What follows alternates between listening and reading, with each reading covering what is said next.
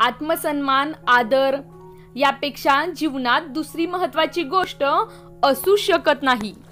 ज्या माणसाचा कुणी आदर करत नाही, पदोपदी त्याचा अपमान केला जात असेल तर ती व्यक्ती जिवंत असूनही मेल्यासारखीच म्हणावी लागेल। काही लोक म्हणतात की आमची कुणीच इज्जत करत नाही, आमचा अपमानच करत राहतात। काय करावं आम्ही? आजच्या या व्हिडिओमधील या 5 गोष्टीचा तुम्ही स्वीकार केला तर सारे जग तुमचा आदर करायला लागेल।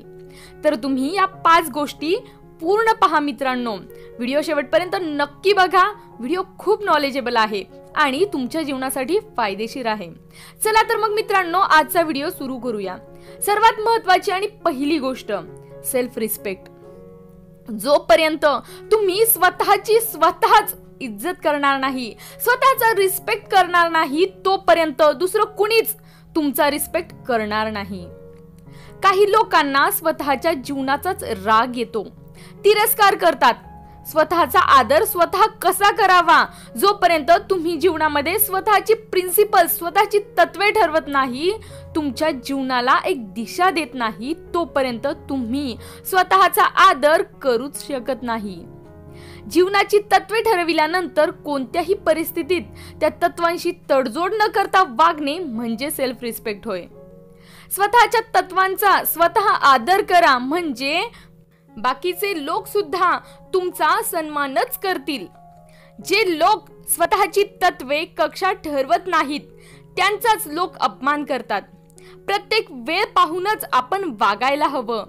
उगाचच कधीही काहीही विनाकारण सहन करणे म्हणजे स्वतःचाच अनादर केल्यासारखेच आहे।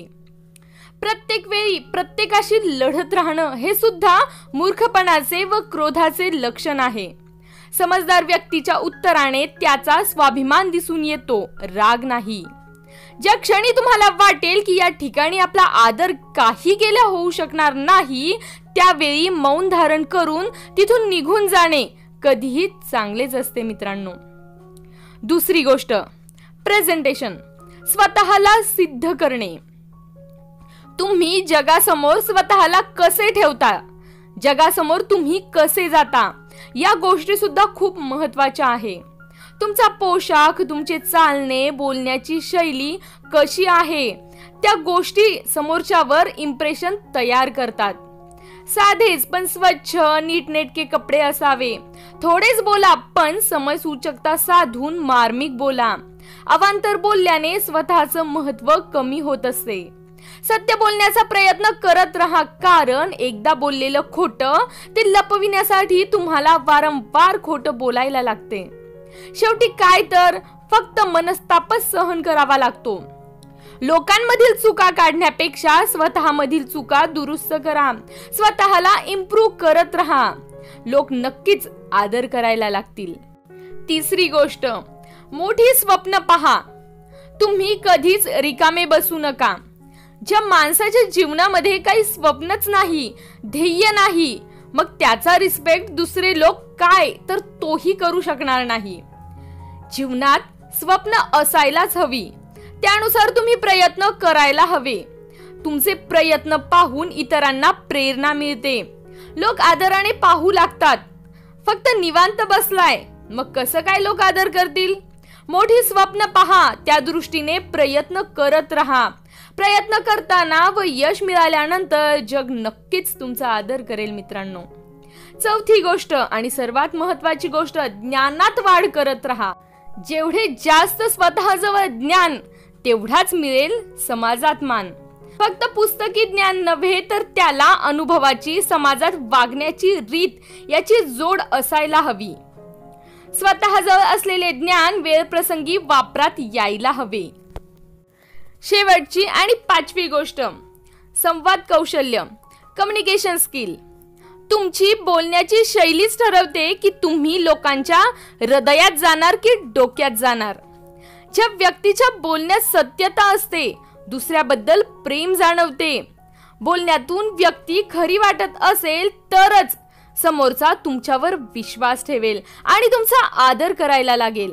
कारण जिभेवरील शब्दांमुळे माणसं जोडली जातातही आणि माणसं तोडलीही जातात।